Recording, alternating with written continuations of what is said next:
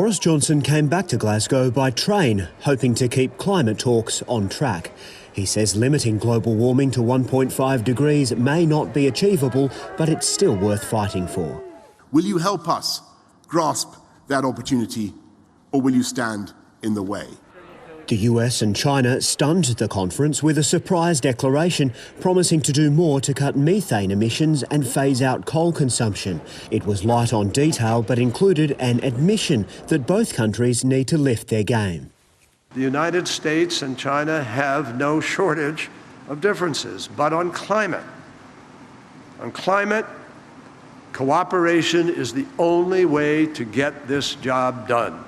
A first draft of the COP26 deal calls for the use of carbon-rich resources to be phased out more rapidly. It also says countries like Australia need to update and improve their 2030 emissions reduction targets by the end of next year. Almost all our allies are now committed to at least halving their emissions by 2030. Now, I suspect that Australia might be trying to knock this part of the decision text out. The federal government is adamant Australia is contributing its fair share to the global task. Australia has reduced our emissions by more than 20%. There are only 4 countries in the G20 that have actually done better than Australia on that front. But while the Prime Minister expects emissions to fall by 35% by 2030, he won't change the official target.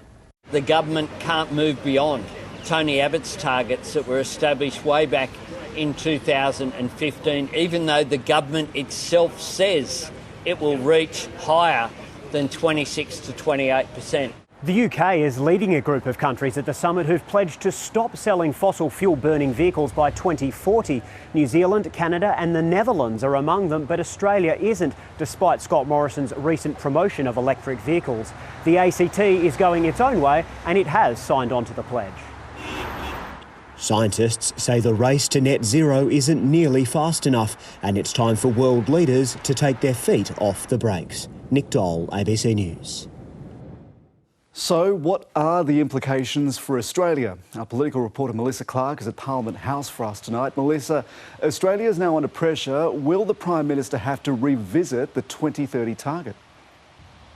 There are a lot of countries who would like to see Australia do a lot more this decade on climate action, but despite the pressure they're putting on, we're not likely to see much change here. Scott Morrison has carefully crafted his climate change policy to commit to reaching net zero emissions by 2050, but to not change the 2030 target in order to keep the peace with the Nationals. And the domestic political imperative for the Prime Minister is keeping the government together rather than concerning himself quite so much with international opinion on climate action.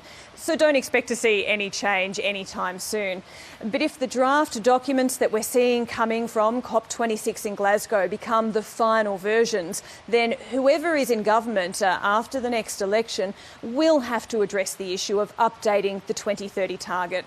So this tortured process we've seen of policy making on climate change in Canberra isn't over yet. It's just on pause for a while. And so, Melissa, in the meantime, will Australia pay a price as a result?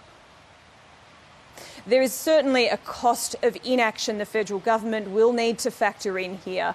On one hand, we've got issues like trade and seeing the European Union press ahead with a carbon tariff that could see implications for Australia's exports in the immediate future and concerns that other countries could follow suit.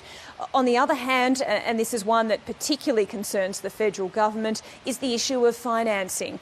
Banks and insurance institutions are factoring in climate risk when making decisions about lending. So it might become more difficult or indeed impossible for some polluting companies and countries to obtain finance if they're not seen to be doing enough on climate change. Melissa Clarke reporting from Parliament House.